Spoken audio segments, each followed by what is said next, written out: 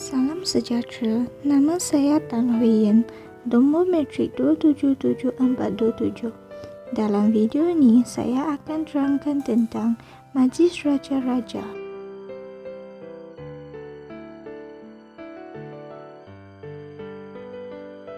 Majlis Raja-Raja ditubuhkan pada tahun 1948 seiring dengan pembentukan Persekutuan Tanah Melayu. Bidang kuasa Majlis Raja-Raja termaktub dalam perkara 38 Perlembagaan Persekutuan. Majlis Raja-Raja ialah suatu pihak berkuasa persekutuan. Yang kedua, badan tanpa kuasa perundangan. Yang ketiga, badan penting dalam membentuk hubungan rapat antara kerajaan persekutuan dengan kerajaan negeri. Keanggotaan Majlis Raja-Raja. Majlis Raja-Raja terdiri daripada 9 orang Raja Melayu dan 4 orang yang di-Pertuan Negeri. Pemangku Raja bagi negeri yang di-Pertuan Agong akan mewakili negeri baginda dalam Majlis Raja-Raja. Yang di-Pertuan Agong hanya menganggotai Majlis Raja-Raja pada hari kedua mesyuarat Majlis Raja-Raja dan sewaktu mempertimbangkan hal-hal agama Islam, amalan adat istiadat dan hal-hal berkaitan dengan keistimewaan, kedudukan, kemuliaan atau kebesaran Raja-Raja. Mesyuarat Majlis Raja-Raja. Majlis Raja-Raja biasanya mengadakan mesyuarat 3 kali setahun. Setiap mesyuarat itu berlangsung selama 2 hari setiap kali. Sebelum mesyuarat itu, menteri-menteri besar dan ketua-ketua menteri bertemu untuk menyediakan kertas kerja yang akan dibincangkan dalam mesyuarat Majlis Raja-Raja. Pengurusi Majlis Raja-Raja dipegang oleh raja setiap negeri secara bergila-gila. Mesyuarat Majlis Raja-Raja hanya dihadiri oleh 9 orang raja jika mesyuarat itu adalah untuk menimbangkan: yang pertama, pelantikan dan pemecatan yang di-Pertuan Agong. Yang kedua, pemilihan timbalan yang di-Pertuan Agong. Yang ketiga, keistimewaan, kedudukan, kemuliaan dan kebesaran raja-raja. Yang keempat, perbuatan, amalan atau upacara agama Islam. Menteri-menteri besar dan ketua-ketua menteri akan mengiringi raja atau yang di-Pertuan Negeri masing-masing untuk menghadiri mesyuarat Majlis Raja-Raja pada kedua-dua hari. Yang di-Pertuan Agong menghadiri mesyuarat Majlis Raja-Raja pada hari kedua dengan diiringi oleh Perdana Menteri. Apabila Majlis Raja-Raja menimbangkan perkara-perkara tentang dasar negara, yang di-Pertuan Agong hendaklah disertai Perdana Menteri, Raja-Raja disertai menteri-menteri besar dan yang di-Pertuan Negeri disertai ketua-ketua menteri. Tugas dan kuasa Majlis Raja-Raja. Majlis Raja-Raja akan memilih atau memecat yang di-Pertuan Agong dan timbalan yang di-Pertuan Agong.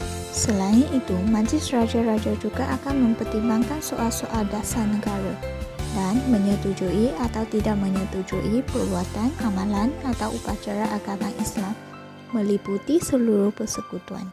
Majlis Raja-Raja juga memberikan nasihat tentang pelantikan Ketua Hakim Negara, Hakim-Hakim Mahkamah Persekutuan, Mahkamah Rayuan dan Mahkamah Tinggi, Ketua Audit Negara, pengerusi dan anggota-anggota Suruhanjaya. Majlis Raja-Raja berkuasa untuk mengampunkan, menggantungkan atau meringankan hukuman yang dikenakan terhadap yang di-Pertuan Agong atau Raja oleh Mahkamah Khas Raja-Raja. Majlis Raja-Raja akan melantik anggota-anggota Mahkamah Khas Raja-Raja. Selain itu, Majlis Raja-Raja akan melantik Wakil Majlis Raja-Raja ke Majlis Angkatan Tentera. Majlis Raja-Raja juga akan menyetujui atau tidak menyetujui sebarang undang-undang atau pindaan terhadap undang-undang atau perlembagaan tentang: yang pertama, perbuatan dan amalan yang berkaitan dengan agama Islam meliputi seluruh persekutuan. Yang kedua, keistimewaan, kedudukan, kemuliaan atau kebesaran raja-raja. Yang ketiga, pengubahan sempadan negeri-negeri di Semenanjung Malaysia. Yang keempat, kedudukan istimewa orang Melayu dan Bumi Putera di Sabah dan Sarawak. Yang kelima, kepentingan sah kaum-kaum yang lain. Yang keenam, bahasa kebangsaan. Yang ketujuh, kewarganegaraan bukan peruntukan tambahan.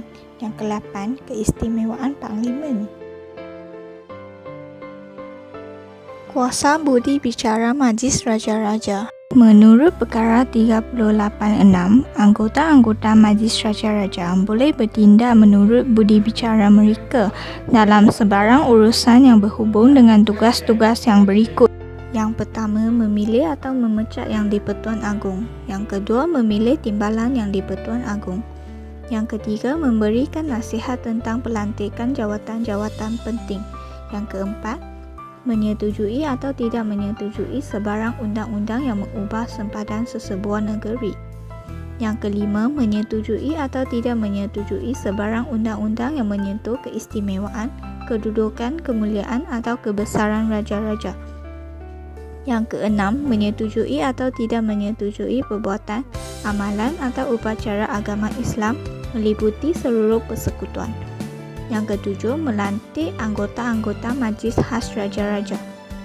Yang ke-8, mengampunkan, menggantungkan atau meringankan hukuman yang dikenakan terhadap yang di-Pertuan Agong dan Raja oleh Mahkamah Khas Raja-Raja. Penyimpanan Mohon Besar Raja-Raja. Penyimpanan Mohon Besar Raja-Raja ialah orang yang dilantik oleh Majlis Raja-Raja untuk menyimpan dan menjaga Mohon Besar Raja-Raja. Beliau juga bertindak sebagai setiausaha Majlis Raja-Raja.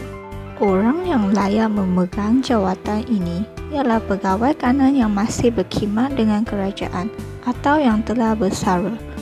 Beliau memegang jawatannya selama yang diperkenankan oleh Majlis Raja-Raja. Tugas-tugas penyimpan Mohon Besar Raja-Raja adalah: yang pertama, menerima dan mengedarkan kertas-kertas kerja yang hendak dikemukakan dalam mesyuarat Majlis Raja-Raja.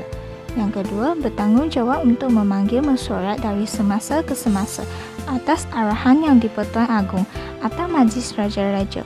Yang ketiga, menghadiri mesyuarat Majlis Raja-Raja dan menyimpan mini-mini mesyuarat. Yang keempat, mengesahkan semua keputusan Majlis Raja-Raja. Yang kelima, memaklumkan keputusan pemilihan yang di-Pertuan Agong kepada Dewan Rakyat dan Dewan Negara. Yang keenam, mengumumkan keputusan Majlis Raja-Raja, tarikh berpuasa, tarikh Hari Raya Aidilfitri dan tarikh Hari Raya Aidiladha.